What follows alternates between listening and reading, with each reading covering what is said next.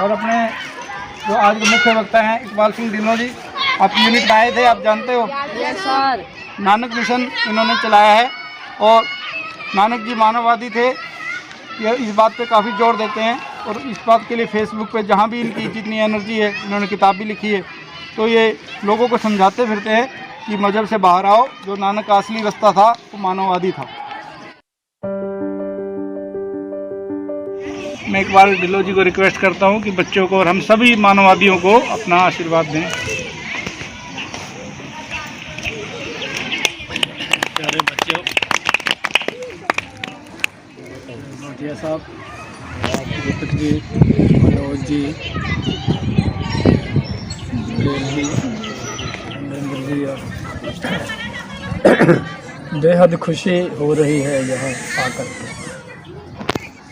बड़े बड़े हमने फंक्शन किए जब मेरे पास ड्यूटी थी पंजाब यूनिवर्सिटी में, तो इतने बड़े यूथ फेस्टिवल होते थे कि हज़ारों की होती थी अटेंडेंस लोगों की, देखने वालों की, और स्टेज पर 3-3, 4-4 दिन प्रोग्राम लगातार चलते थे हमारे, अलग अलग तरह के।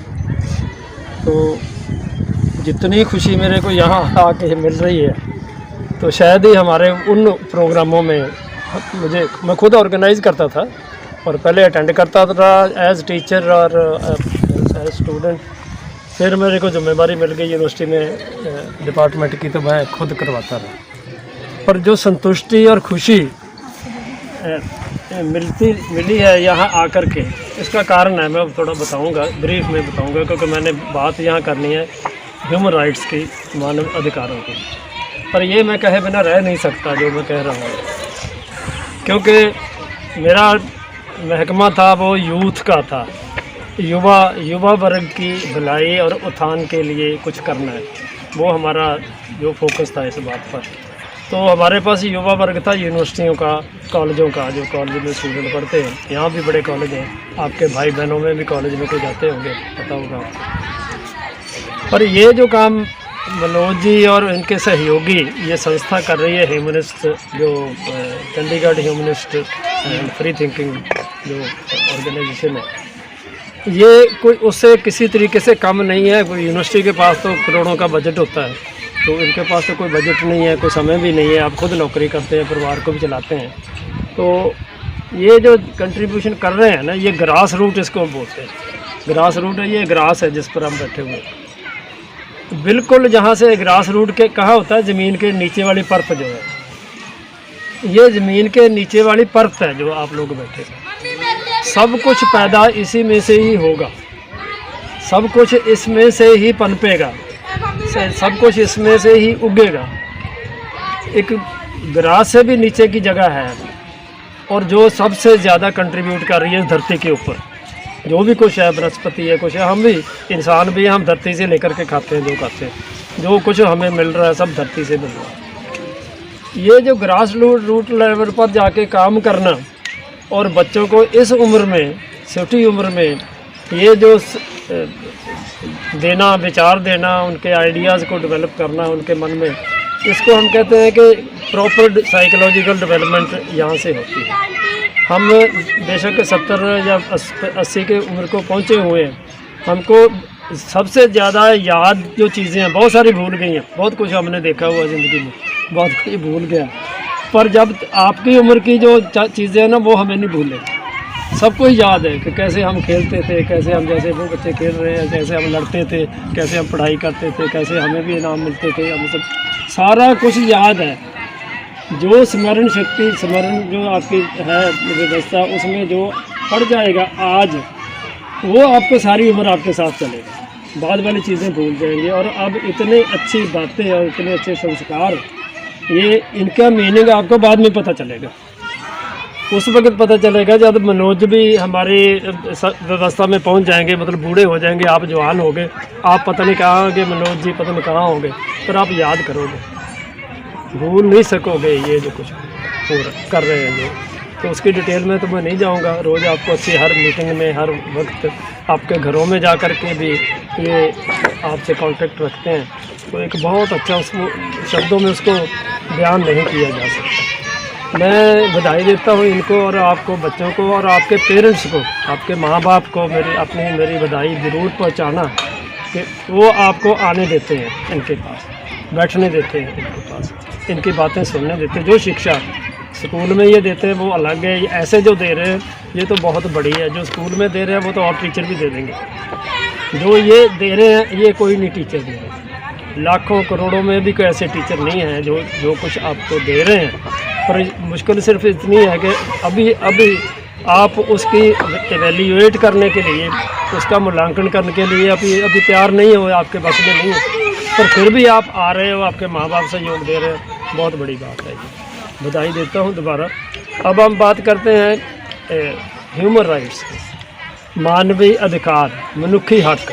पंजाबी जैसे इन्होंने मनुखी हक कहने, ह्यूमन राइट्स। तो राइट होते हैं, राइट के कई मीनिंग है। राइट जैसा राइट बाएं दाएं भी होता है, तो राइट ठीक जो होता है उसको भी हम कह देते हैं ये दिस इज़ राइट, तो ये ठीक है, तो this is correct, this is proper, उसको हम कहते हैं राइट, उसको भी कह देते हैं। ये राइट तीसरा मीनिंग है इस शब्द का। शब्द एक है, मीनिंग अलग अलग है। तो राइट है हक, तो हक है, हमारा हक था कि हम इस बाग में आए, मार्च किया, हम यहाँ बैठे हैं, चाय पानी भी पिया, बातें भी कर रहे हैं। ये हमारा हक है, हमें मिला हुआ है। क्यों?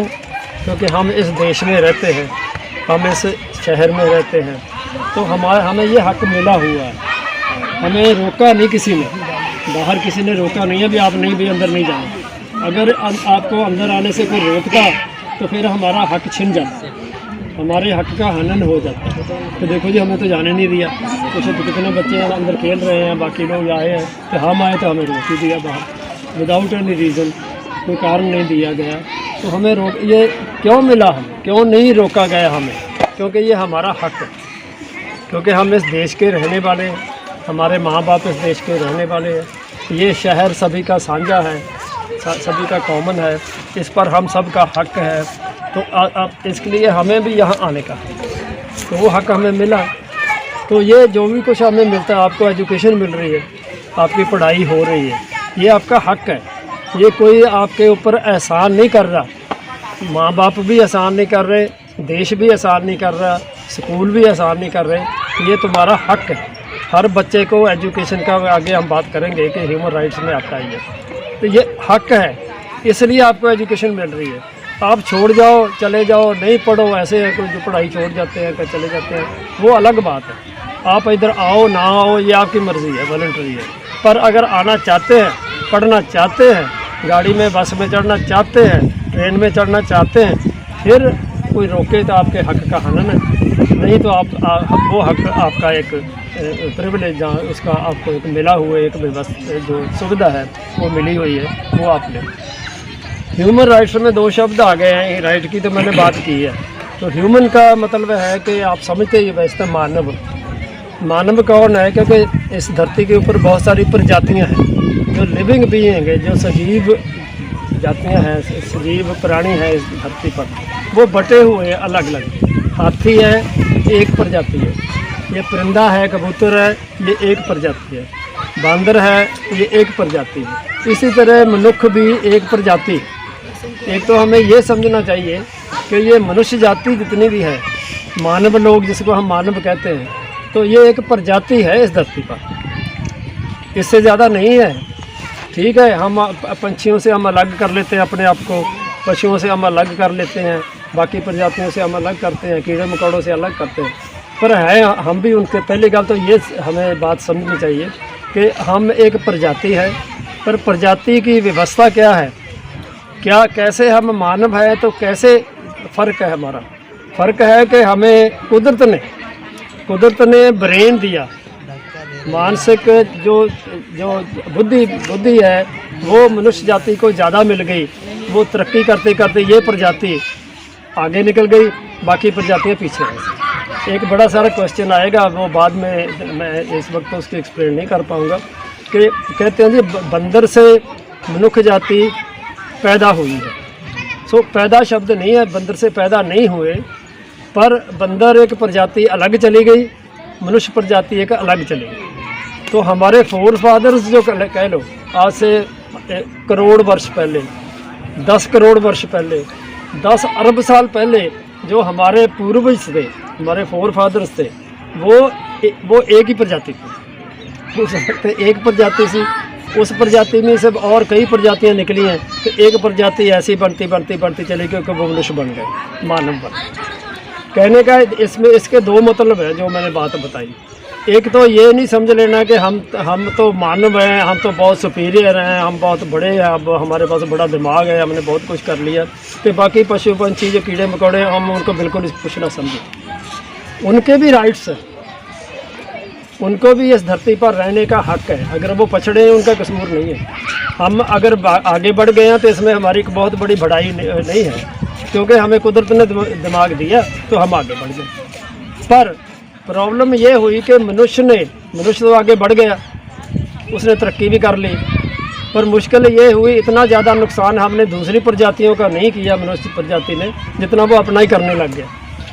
मनुष्य ने ही मनुष्य के ऊपर जुल्म करने शुरू कर दिए, मनुष्य ने ही मनुष्य को दूसरों को मारना शुरू कर दिया। कारण कहीं है, वो आपको कुछ पता, कुछ बताएंगे। मनुष्य जाति ने अंदर ही इतने ज़्यादा एक दूसरे पर जुल्म करना शुरू कर दिए कि फिर ये जो मनुष्य के हक हैं उसकी बात पैदा हो गई। तो ये बात चली है 7000 साल पहले से, जब मनुष्य ने मनुष्य के हक मारने शुरू किए, मनुष्य ने मनुष्य पर जुल्म करने शुरू किए। ये सिर्फ 7000 वैसे तो बहुत लंबा समय होता है 7000 साल, पर जब ये सोचा गया ना कि ये मनुष्य जाति बनने में ही करोड़ साल लग गए, 2 करोड़ साल लग गए, 50 करोड़ साल लग गए, फिर 7000 कोई ज़्यादा नहीं होता। तो 7000 साल पहले अभी सेमी सिविलाइजेशन थी, जो हमारी मनुष्य ऐसी नहीं थी, ये जंगली जीवन था एक किस्म का, रहते थे झुंडों में या ट्राइब्स में रहते थे। पर उसके बाद ऐसी व्यवस्था बनी कि राज प्रबंध आ गया, ये धर्म पैदा हो गए। दोनों ने मिलके कि मनुष्य जाति को बांटना शुरू कर दिया कि आप ये हो, आप ये हो। सो हम तो पहले प्रजाति थे एक, फिर प्रजाति की सब प्रजातियां बन गई, मनुष्य की प्रजाति की। तो आपस में लड़ने शुरू हो गया। लड़ते लड़ते क्या हुआ कि 20वीं सदी तक आके, 20वीं सदी में जब साइंस काफ़ी तरक्की कर भी चुकी थी, बहुत ज़्यादा नहीं की थी, आज जैसी हालत नहीं थी। आप ये जो फ़ोन समझे, जो फ़ोन है ना आपके पास मोबाइल, 20 साल पहले हमारे पास नहीं होते थे। 20 साल पहले हमारे पास मोबाइल फ़ोन नहीं होते थे। उससे पहले जो लैंडलाइन फ़ोन है उससे 50 साल पहले चले जाओ तो वो भी नहीं होते थे। बाकी चीज़ें भी ऐसी हैं। फिर भी मनुष्य ने 20वीं सदी में तरक्की भी की, पर उसमें वर्ल्ड वार 20वीं सदी में लगे, जैसे मनोज जी ने आपको बताया। और भी कई ढंग से वार क्या होती है, लड़ाई क्या होती है, मारो दूसरे के मारो, उसका एरिया अपने कब्जे में कर लो या और कोई उसका गुलाम बना लो।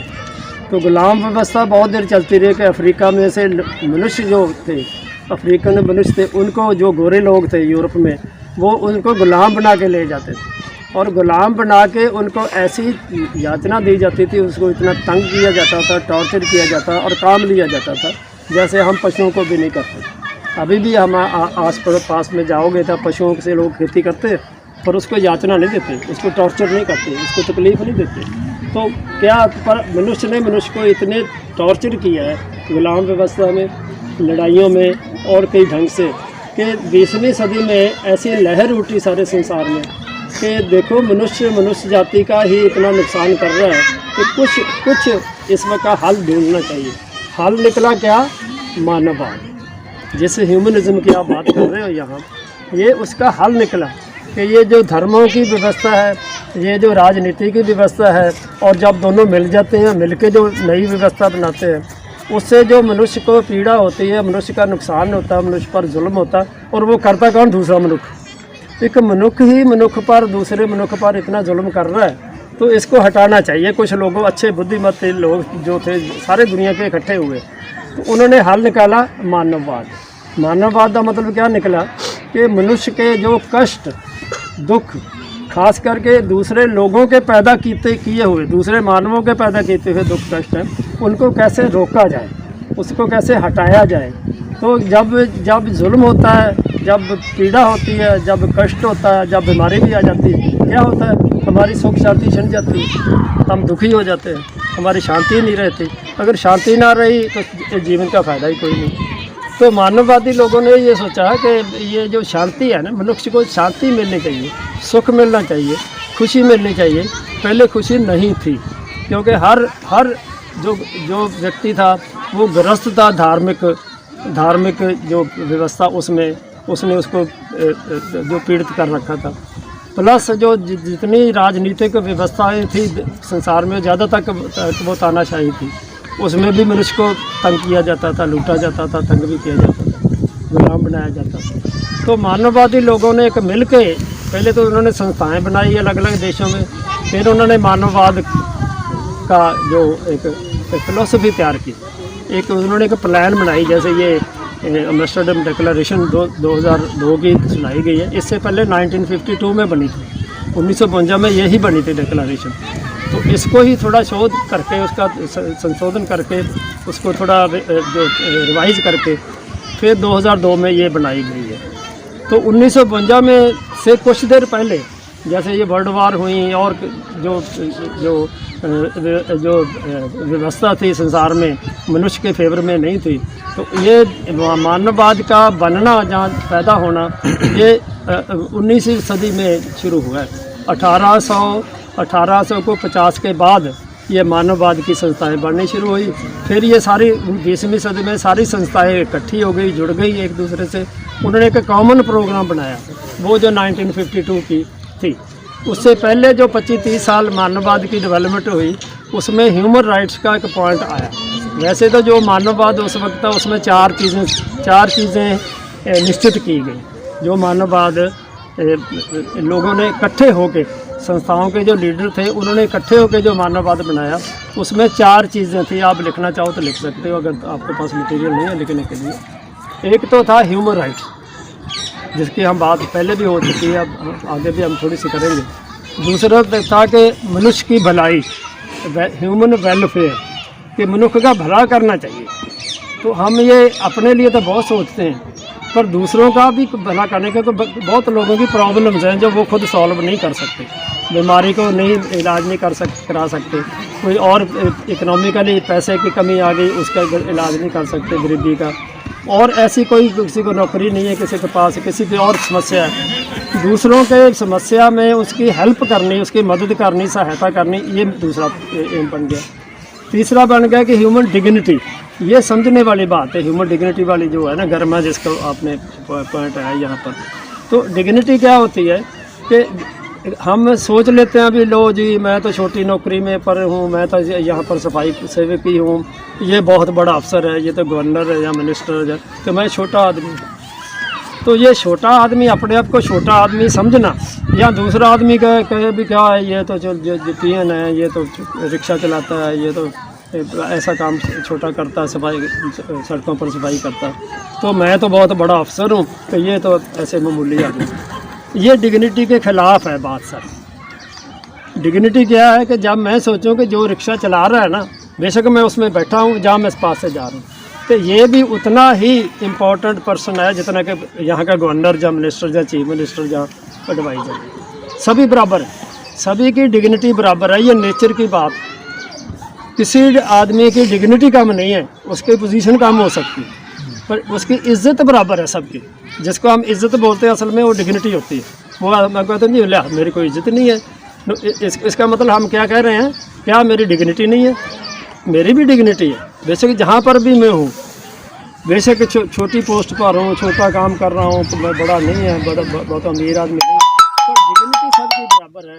ये सदा याद रखना, ना अपनी डिग्निटी लो होने देनी है, ना किसी की डिग्निटी कम करना है। तो चौथा पॉइंट था जिसकी अभी भी इसमें बात हुई है कि वैल्यूज़, एथिक्स, जो नैतिकता है, क्या अच्छा है क्या बुरा है, ये हमने निश्चित किया हुआ है। जहाँ पर भी हम रहते हैं वहाँ पर हमने, बेटे इधर देखो, जहाँ पर भी हम रहते हैं हमने एक डिसाइड किया है कोड। मोरालिटी निश्चित नहीं होती कभी भी, ये कि यही चीज़ है मोरालिटी का, मतलब ठीक और गलत यही ठीक है सदा रहेगी, यही सदा गलत रहेगी, ये नहीं। ठीक गलत के पैमाने बदलते रहते हैं। जहाँ जो चीज़ें हमारे पास ठीक जिसको हम समझते हैं, हो सकता है कि इंग्लैंड में उनको ठीक ना समझा जाता। जैसे दहेज देना, हम दहेज देने को बड़ा अच्छा लेते हैं कि सोशल लेवल पर, कि ये जी दहेज इतना आना चाहिए, कार आनी चाहिए, कोठी आनी चाहिए। ज़्यादातर लोग ये सोच रहे हैं, हमारी वैल्यू बन गई हुई है किसी की नैतिक जो पैमाना बन गया हुआ है कि जिसके पास घर में अच्छा दहेज आएगा वो बहुत बड़ा है, तो पर बहन इसको बुरा समझते हैं। तो इसी तरीके और बहुत सारी चीज़ें, जैसे या छोटी लड़की का ही शादी कर देना, छोटे बच्चों की शादी अभी भी चल रही है, हालांकि कानून बने हुए हैं इसके कुछ।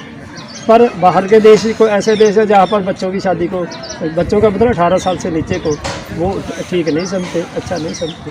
तो यहाँ पर हम क्या करते हैं कि लड़का बच्चा पैदा हो जाता है, तो बाद में जब बड़ा होता है तो माँ बाप लड़के के लिए बहू ढूंढ रहे हैं, तो माँ जहाँ लड़की है तो उसके लड़के के लिए बाहर ढूंढ रहे हैं। बाहर के देशों में हम इसको अच्छा समझते हैं कि जो माँ बाप कर देगा वही ठीक है, हम उसको ठीक है। अगर लड़का लड़की अपनी मर्ज़ी से शादी कर दे तो हम उसके खिलाफ हो जाते हैं, सारा समाज उसके खिलाफ लो इन्होंने अपनी मर्ज़ी से शादी कैसे कर ली, हम उसको गलत समझते हैं। बाहर वाले देश है जो एडवांस्ड है उसमें लड़के लड़की को आज़ादी है, कोई माँ बाप किसी के लिए लड़के नहीं ढूंढता, लड़का नहीं ढूंढता। वो कहते भी 18 साल का हो गया, माँ बाप कहते जा दफ़ा हो जा, तू अपने सिर है, तू अपने सिर है। हमने तो ठेका ले रखा कि 18 साल का हो गया फिर भी हमने उसको पालना है, 20 साल का हो गया फिर भी, 30 साल का हो गया, 40 साल का हो गया फिर भी बच्चा ही है हमारे लिए।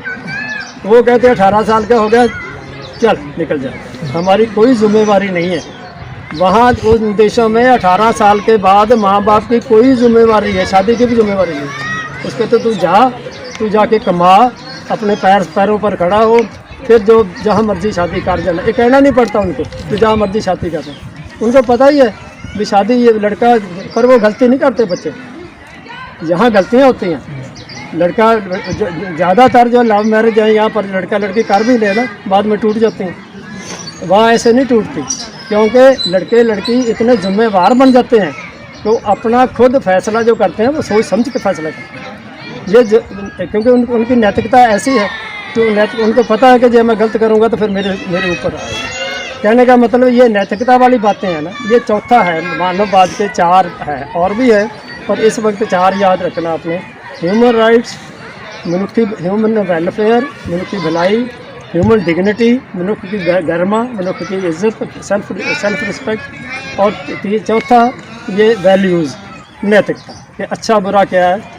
तो उसका मैसेज मैं देना चाहूँ तो मैं यही कहूँगा, जैसे इन्होंने भी बताया पहले, कि अच्छे बुरे का खुद फैसला करो। आपने क्या अच्छा क्या बुरा ना आज से ही सोचना शुरू कर दो, कि अपने लिए डिसाइड करो कि मैंने अपनी ज़िंदगी में ये अच्छाई, मेरे लिए ये अच्छाई है, मैं इसको फॉलो करूँ, ये मेरे लिए बुराई है, मैं इस रास्ते पर नहीं जाऊँ। तो ये अभी से फैसला कर लोगे तो बहुत बढ़िया रहेगा, नहीं तो बाद में करोगे तो ठोकरे खा के डिसाइड करोगे, करना तो पड़ेगा ही। अब आते हैं हम ह्यूमन राइट्स पर। तो ह्यूमन राइट्स की बात जो है ह्यूमनिज़्म से शुरू हुई है। ये जब ह्यूमनिज़्म की मूवमेंट 19वीं सदी में शुरू हुई 1950 के करीब, उसके बाद 20वीं सदी, मतलब आज के तकरीबन 100 साल पहले, जब अलग अलग इंस्टीट्यूशन के जो ऑर्गेनाइजर थे सारे वर्ल्ड में, उन्होंने मिलकर के मीटिंग करके एक कॉन्फ्रेंस, उसको कांग्रेस बोलते हैं, तो करके उन्होंने फैसला किया। उससे पहले जो वैल्यूज़ थी ये जो मैंने 4 बताई हैं, ये उनकी जारी हो गई थी 1920 के समझो बाद में जारी हो गई थी।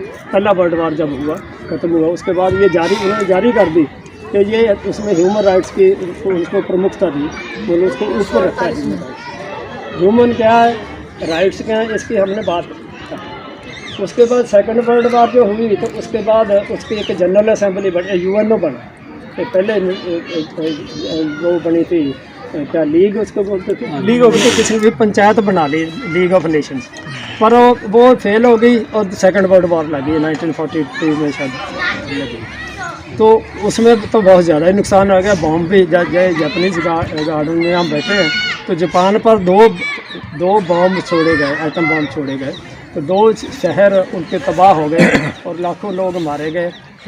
हिरोशिमा उनका शहर था, बहुत बड़ा, चंडीगढ़ से बहुत बड़ा शहर था, तो वो उस पर एटम बॉम्ब गिराया तो सारा शहर तबाह हो गया, लोग मारे गए।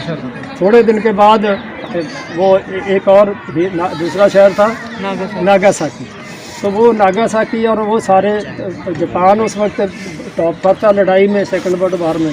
फिर उसने अमेरिका ने गिराए थे जो, तो फिर वो अमेरिका जीत गया, अमेरिका और उसका ग्रुप, तो जापान ने हथियार डाल दिए। क्योंकि उतने बहुत ज़्यादा लोग देश तबाह हो गया था। 1945 में वो देश तबाह हो गया, टोटली जो डिस्ट्रक्शन हो गई थी उसकी। तो आज वो दुनिया का सबसे एडवांस देश है। कभी जापान के बारे में पढ़ना, आप बैठे हो आप जापानीज गार्डन में और पढ़ना, उसमें देखना भी, उसमें और जो यूट्यूब पर वीडियोज़ भी आते हैं जापान के बारे में कि उन लोगों में के क्या गुण है। हमारा मानववाद भी पीछे रह जाएगा जितने गुण उन लोगों के पास है। उस वक्त फिर जब वॉर ख़त्म हुई फिर यूएनओ बन गई, तो यूएनओ लीग ऑफ नेशन से थोड़ी स्ट्रॉन्ग अच्छी निकली, आज तक भी चल रही है। तो उन्होंने उनके जनरल असेंबली में 10 दिसंबर 1948 में 1948 तकरीबन आज से तकरीबन 75 साल पहले की बात है। तो उन्होंने एक मता पास किया, उन्होंने एक फ़ैसला किया कि हम ह्यूमन राइट्स निर्धारित कर दें। ह्यूमन राइट्स क्या क्या होते हैं, क्योंकि ह्यूमन राइट्स की जो हनन होना ये मानवता के लिए सबसे बड़ी जो ट्रेजेडी है, सबसे बड़ा दुखांत है। तो उन्होंने इसको रोकने के लिए, इसको कंट्रोल करने के लिए, काबू में लाने के लिए उन्होंने जनरल असेंबली ने एक मता पास किया 10 दिसंबर 1948 को कि हमें ह्यूमन राइट्स कौन कौन से है वो बताएं। और सारे देश जितने मेंबर हैं यूएनओ के, बहुत सारे देश मेंबर बन गए थे, तो वो सारे उसको लागू करें। तो वो कामयाब रहा। तो जितने मेंबर थे उन्होंने भी वो अडॉप्ट किए। उसमें जो थे 30 ह्यूमन राइट्स उन्होंने, मैं सारे तब पढ़ के अपने, एक तो इसमें ये बात आती है कि 10 दिसंबर हम क्यों मनाते हैं ह्यूमन राइट्स डे। 10 दिसंबर क्यों मनाते हैं, क्योंकि यूएनओ ने 10 दिसंबर 1948 को ह्यूमन राइट्स अप्रूव किए थे या जारी किए थे, लोगों के लिए ऐसी डिक्लेरेशन बनाई थी। उसमें 30 ह्यूमन राइट्स जो उन्होंने दर्ज किए और वो सारे देशों के लिए उन्होंने ये भेजी, ये सर्कुलेट किया कि आप इन अपने अपने देशों में ये ह्यूमन राइट्स को प्रोटेक्ट करें, उसको लागू करें। लोगों के ये ह्यूमन राइट्स हैं, तो इनको प्रोटेक्ट करने की, इनको लागू करने की व्यवस्था पैदा करें। और हुई, अवेयरनेस आ गई दुनिया में ह्यूमन राइट्स में। एक तो इसमें सोचने वाली 2-3 बातें हैं। एक तो ये है कि ह्यूमन राइट्स ह्यूमनिज़्म से पैदा हुआ, बाहर से ह्यूमनिज़्म में नहीं आया। ह्यूमनिज़्म वालों ने, ह्यूमनिस्टों ने, जो लीडर थे उस वक्त, उन्होंने ह्यूमन राइट्स का आइडिया दिया यूएनओ ने। ये बहुत बड़ी बात है। इसका मतलब अगर आप अपने आप को ह्यूमनिस्ट कहते हैं तो ह्यूमन राइट्स का आइडिया तुमने दिया। बेशक वो हमारे पूर्वज हैं, हमारे से पहले आए हुए हैं, प्रेडिसेसर हैं। दूसरा ये है कि 10 दिसंबर को, 10 दिसंबर क्यों है, इसलिए क्योंकि general assembly of UNO pass this declaration regarding human rights, कि ह्यूमन राइट्स क्या क्या होते हैं और कैसे इनको करना है। वो उसके बाद खुशी की बात यह है कि संसार के सभी देश, बेशक को तानाशाह भी हैं, उन्होंने एक तो ये कॉन्सेप्ट को मान लिया है कि ह्यूमन राइट्स होते हैं। पहले तो मानता ही नहीं था कोई, 19वीं सदी तक कोई देश का सरकार मानने को तैयार नहीं थी, उनको कॉन्सेप्ट ही नहीं पता था कि ह्यूमन राइट्स होते हैं। अब जो देश में, जो देश तानाशाह भी है, डिक्टेटरशिप है जहाँ पर, वो भी ये मानते हैं कि ह्यूमन राइट्स होते हैं, उनको प्रोटेक्ट। अगर वो नहीं भी देते, सारे नहीं देते, तो वो कुछ लागू कर रहे हैं।